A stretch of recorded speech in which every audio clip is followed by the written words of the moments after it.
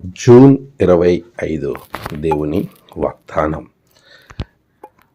శక్తిహీనులకు బలాభివృద్ధి కలుగచేయువాడు ఆయనే. యెషయా గ్రంథం 40వ అధ్యాయం 29వ వచనం. మన ప్రభువైన యేసుక్రీస్తు నామములో మీ అందరికీ ఈ ఉదయం శుభములు తెలియచేయచ్చు ఉన్నాను. ప్రియ విశ్వాసులారా, దేవుని మహాకృపలో మనమందరం మరొక నూతన దినం చూచే ధన్యత ప్రభువు మనకి అనుగ్రహించి ఉన్నాడు.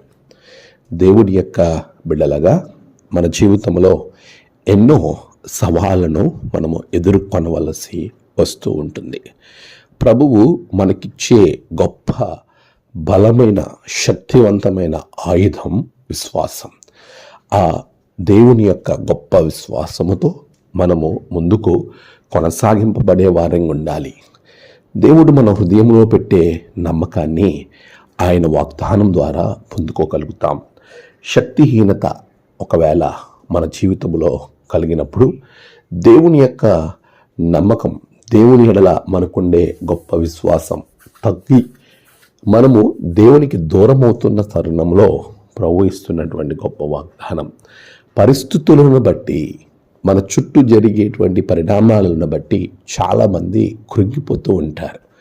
పేతురు నీళ్ల మీద నడిచి వెళుతూ ఉన్నప్పుడు తన చుట్టూ ఉన్న వాతావరణం తనని దేవుని మీద కంటే పరిస్థితి మీదే మొగ్గు చూపేలా చేసింది. ఈ రోజులో మనం కూడా చాలా పర్యాయములు ఎంత విశ్వాసములో ఉన్నప్పటికీ చాలామంది చుట్టూ ఉన్న పరిస్థితులను బట్టి కృంగిపోతూ ఉంటారు. నేను అనుకున్నది జరగలేదు, లేక నేను ఊహించినది జరగలేదు. అనేక రకాలుగా మానవ జీవితంలో ఎన్నో సందర్భాలు మనలను శక్తిహీనులుగా చేస్తూ ఉంటాయి.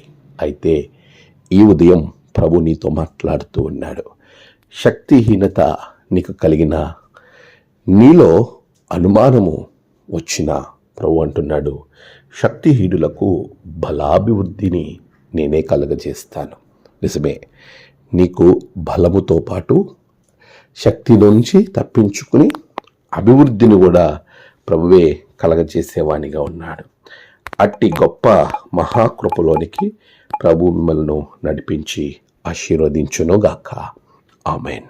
ప్రార్థన. సర్వశక్తిమంతుడా, గొప్ప దేవ, నీ బిడ్డలకు శక్తిని అనుగ్రహించండి, బలాభివృద్ధిని అనుగ్రహించండి. నేడు వారి ప్రయాణాలు, పనులు, తలపెట్టిన కార్యములలో గొప్ప జయము బిడ్డలకి దయచేయండి. నేడు జన్మదినము, వివాహ దినము, ఆయా విశేష దినములు జరుపుకున్న బిడ్డలను బహుగా దీవించండి. తమ ప్రియులను కోల్పోయి ఆదరణ కొరకు ఎదురు చూస్తున్న బిడ్డలకు నెమ్మది, ఆదరణ అనుగ్రహించండి. దినదీవులంతా నింపమని క్రీస్తు పేరట అడిగి వేడుకొంచున్నాం తండ్రి. ఆమేన్. తండ్రి, కుమార, పరిశుద్ధాత్మ త్రియేక దేవుని దీవెన మీకు తోడుగా ఉండి నడిపించును గాక. ఆమేన్.